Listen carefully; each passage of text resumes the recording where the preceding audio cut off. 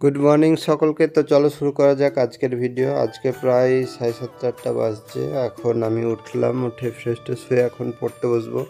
তো আজকে ভাবছিলাম কি করব, তো ভাবলাম যে কারেন্ট অ্যাফেয়ার্সটাই করে নিই সকাল সকাল, তাহলে তারপরে বাকিগুলো দেখা যাবে যে কী করছি আমি। তো ভিডিওটা অবশ্যই শেষ পর্যন্ত দেখবে, অবশ্যই ভালো লাগবে, আর ভালো লাগলে লাইক করো। আর যারা নতুন আছো তারা অবশ্যই সাবস্ক্রাইব করবে, কারণ আমি অনেক সময় ভুলে যাই সাবস্ক্রাইব করার কথা বলতে। এরপর সকালে দইটা খাওয়া হলো আমার।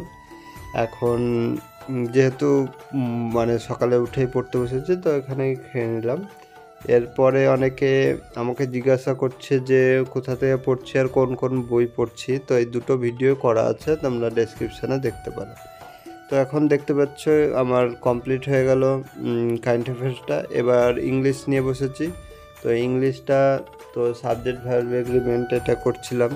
তো এটাই মোটামুটি আজকে 2 কথা মতো করলাম। তো ইংলিশ প্র্যাকটিস করলেই হয়ে যাবে, আর মানে শেখাটাও কিছুটা কমপ্লিট হয়ে গেছে। এরপর স্নান টান করে খাওয়া দাওয়া কমপ্লিট হলো, তারপর আর পড়তে বসা হয়নি। তো এখন সন্ধ্যার দিকে আবার পড়তে বসলাম। তো ভারতের শিল্প এটা নিয়ে আমার যে নোটগুলো ছিল সেগুলো কমপ্লিট করলাম, পড়লাম। তারপরে এখন এমসিকিউগুলো পড়ছি। তো শুধু এমসিকিউ পড়লে অনেক সময় মনে থাকছে না, তার জন্য নোটগুলোও দেখতে হচ্ছে। তো এইভাবে আমার ভূগোলটা কমপ্লিট হলো। এরপরে ইতিহাসটা গুপ্ত সাম্রাজ্য আজকে পড়ছিলাম। তো গুপ্ত সাম্রাজ্যে এখানে বেশ অনেকগুলো ইম্পর্টেন্ট মানে প্রশ্ন আছে, সেগুলো পরীক্ষায় অনেক সময় আসছে।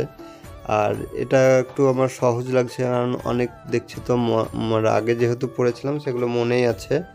তো বেশিরভাগই প্রায় অর্ধেক কোশ্চেন আমার মনেই আছে। তো এগুলো বেশ ভালোই লাগছে পড়তে, যে চ্যাপ্টারটা মানে কোনো কিছু মনে থাকে বা পারা যায় সেই চ্যাপ্টারটা পড়তে একটু বেশি মানে ইন্টারেস্ট লাগে। তো আমার এটা এখন কমপ্লিট হলো। এরপরে ভাবছি যে ইংলিশের ওয়ার্ডটা করব, কারণ ওয়ার্ডটা অনেক মানে করা হয়নি সকালে আজকে। আর অঙ্ক তো আমার হয়নি এখন করা, আজকে টাইম পাইনি। তো ইংলিশে দেখতে পাচ্ছ এখানে ওয়ার্ড করেছি, আর বাংলাগুলো লিখেও নিয়েছি। তো আজকের ভিডিও এই পর্যন্তই, আর বেশি বড় করছি না। দেখা হচ্ছে পরের ভিডিওতে। সকলে ভালো থাকবে।